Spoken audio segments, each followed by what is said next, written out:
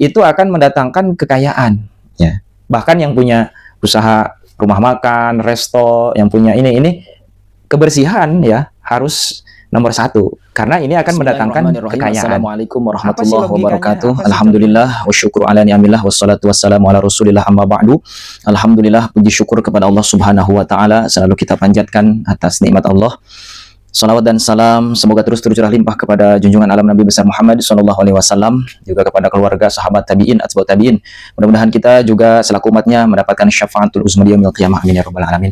Baik teman-teman sekalian yang saya hormati, yang saya banggakan, teman-teman yang sedang menonton video, selalu saya doakan ya, semoga selalu dalam keadaan sehat walafiat, selalu dalam keadaan kebaikan, selalu Allah mudahkan urusannya. Yang masih ada amanah hutang, selalu Allah yang ada amanah hutang ya Allah mudahkan dan Allah lancarkan rezekinya untuk bisa membayar hutang dengan cara apapun Allah itu. Yang masih ada hajat yang belum terkabul ya, terkhusus dari pribadi saya doakan selalu ya, mudah-mudahan Allah cepat berikan jawaban dari segala doa ya. Pokoknya yang baik-baik ya, yang baik-baik, doa yang baik-baik ya saya ucapkan ya, saya doakan kepada teman-teman sekalian. Baik teman-teman sekalian, ya menyambung kembali bahwa di video-video sebelumnya saya menjelaskan ada beberapa hal yang perlu dijauhi ya, dari bentuk kebiasaan-kebiasaan buruk itu harus dijauhi karena itu bisa menghambat datangnya rezeki kepada kita. Nah di video kali ini masih di kitab yang sama ya, ini karangan Syekh Az-Zarnuji ya, ini mungkin perlu disampaikan ya bahwa di samping kita menjauhi sesuatu yang bisa menghambat datangnya rezeki, juga kita harus melakukan ya hal-hal apa saja yang bisa mendatangkan rezeki secara umum ya, secara umum. Jadi apapun itu bentuknya ya, yang penting itu datang kepada kita ya, baik berbentuk materi, uang ya, kesehatan ya, ilmu dan berbagai macam kebaikan ya, keajaiban akan datang kepada kita. Baik, beliau Syekh Az-Zarnuji meneruskan ya, mengatakan bahwa istanzilur rizqa ya, maka kita harus menarik atau mencari rezeki, menarik rezeki dengan cara apa? Yang pertama bisodakoti, dengan cara sedekah. Ini sudah banyak ya yang menyampaikan, sudah tidak diragukan lagi bahwa di dalam Al-Quran pun sama ya, bahwa dengan cara sedekah itu bukannya berkurang, tapi justru akan Allah berikan pahala. Yang pertama, Allah hapuskan dosanya, Allah hindarkan dari mara bahaya, dan pastinya Allah akan menggantinya ya, baik di dunia maupun di akhirat. Maka di video sebelumnya pernah saya sampaikan ya secara khusus itu penjelasan tentang sedekah subuh ya, itu luar biasa ya, yang kita amalkan setiap subuh itu hasilnya walaupun kecil, Rp5.000 atau Rp10.000 kita keluarkan, ternyata itu hasilnya luar biasa ya, yang tak terduga pun akan datang kepada kita. Nah itu yang pertama, memperbanyak sedekah. Jadi yang cita-citanya masih belum tercapai, coba diiringi dengan sedekah. Ketika kita mengeluarkan sedekah ya, dari hal yang kecil, bisa 5.000 atau 10.000, niatkan. Maka disitulah kita berdoa, ya Allah, aku punya hajat ini, ya dengan wasilah aku bersedekah sekian, maka Allah berikan ijabah doa kepada kita, gitu ya. Yang pertama sedekah. Yang kedua, wal bukuru mubarakun, bahwa beraktivitas sepagi mungkin itu adalah sesuatu yang diberkahi.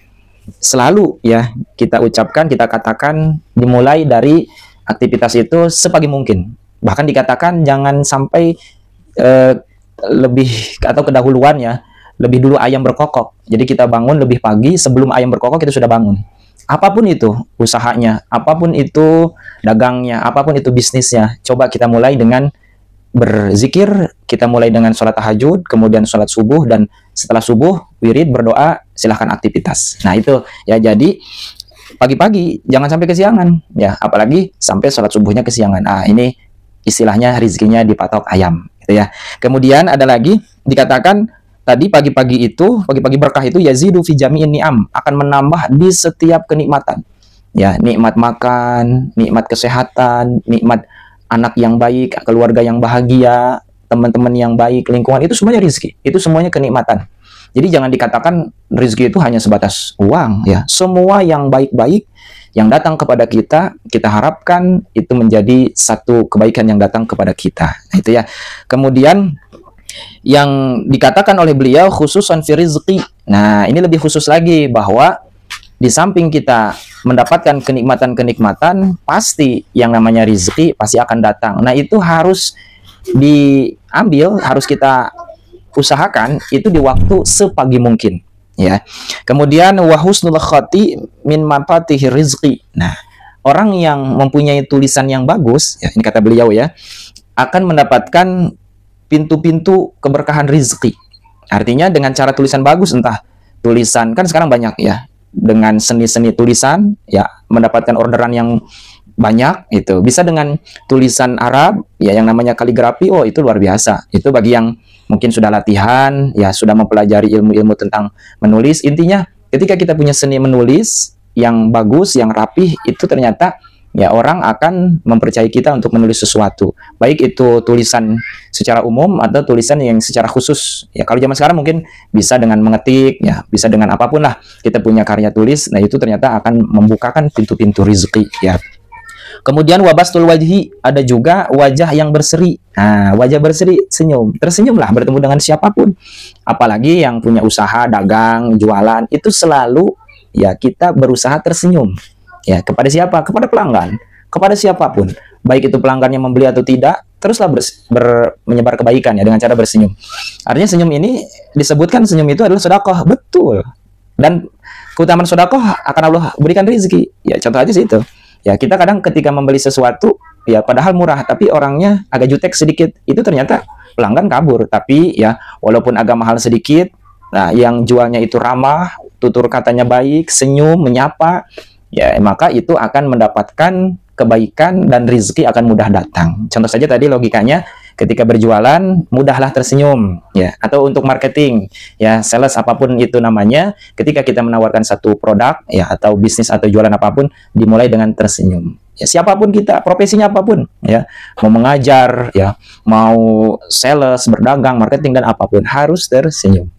Kemudian watibul kalam yazidu fi rizqi, ya, baik dalam bertutur kata, ya, sopan santun, sapalah dengan ucapan yang baik. Contoh, kalau kita assalamualaikum, ya, atau selamat pagi, apa kabar, nah, itu namanya ucapan sapaan pembuka ya yang baik-baik. Ya, maka ini yang harus kita lakukan. Jangan jutek, atau jangan kita punya ucapan kurang baik dengan orang sampai menyakiti orang lain. Itu kan ya asalnya orang mau dekat sama kita, ya rezeki itu mau datang kepada kita, atau bahkan orang itu mau ngasih sama kita. Ternyata kita tidak punya etika atau kita punya tutur kata yang buruk, ternyata orang malah kabur, ya. Ini salah satu ya. Ketika ingin mendapatkan kebaikan, rezeki itu harus bertutur kata yang baik, sopan. Orang akan menilai kok ya. Siapa yang bertutur kata baik, sopan, itu ternyata orang akan datang kepada kita, ya. Kemudian wa anil Hasan ibni Ali radhiyallahu anhuma, ini ada sebuah riwayat dari Hasan bin Ali radhiyallahu anhuma mengatakan, kan sulfina wa ghuslul ina mujlibatun lil gina. Ah, ini khusus untuk yang ingin kaya. Beliau Hasan bin Ali, Hasan itu putranya sahabat Ali ya. Cucu Rasul mengatakan menyapu teras dan mencuci, yaitu wadah tempat, ya. Wadah itu apa? Seperti piring, gelas, mangkok, baskom, kenceng, apalagi, dan segala macam wadah yang kita pergunakan untuk makan, untuk masak, itu dicuci, ya. Jangan sampai sehari semalam atau sampai berhari-hari, wah itu kurang bagus. Itu bahkan mendatangkan penyakit. Justru ketika pagi kita pergunakan, ya siang harus sudah bersih lagi. Siang kita pergunakan, sore harus sudah bersih lagi. Itu akan mendatangkan kekayaan, ya. Bahkan yang punya usaha rumah makan, resto, yang punya ini kebersihan ya harus nomor satu. Karena ini akan mendatangkan kekayaan.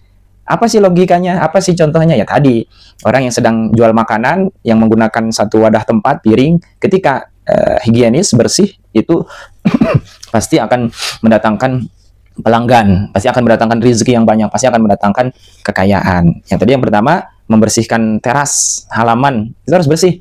Halaman rumah, ada pohon, sebisa mungkin ya pagi atau sore kita bersihkan. Atau kalau kita tidak yang bersihkan, contoh orang lain yang bersihkan, ya punya pembantu itu boleh ya bersihkan. Atau tadi juga yang kedua, segala bentuk wadah, tempat yang kita pergunakan, mujlibatun lil gina, ya harus dicuci, harus bersih, maka akan menarik kepada kekayaan, gitu ya. Ini adalah kalam ulama, ini adalah ucapan para ulama, yang kalam ulama itu adalah sesuatu ya nasihat yang perlu kita amalkan. Baik, itu saja ya, nanti kita lanjut di video selanjutnya. Terus ikuti video-video selanjutnya, atau yang belum menonton video yang sebelumnya, yang bisa diikuti agar ini menjadi perubahan untuk diri kita, merubah kepada nasib kita. Dari hal-hal kecil kita mulai, sehingga akan mendapatkan kebaikan, rezeki yang melimpah, yang akan mendatangkan ya keajaiban datang kepada kita, insya Allah. Mohon maaf dari segala kesalahan, itu saja yang dapat disampaikan. Wallahul muwaffiq ila aqwamit thoriq, wabillahi taufiq wal hidayah. Wassalamualaikum warahmatullahi wabarakatuh.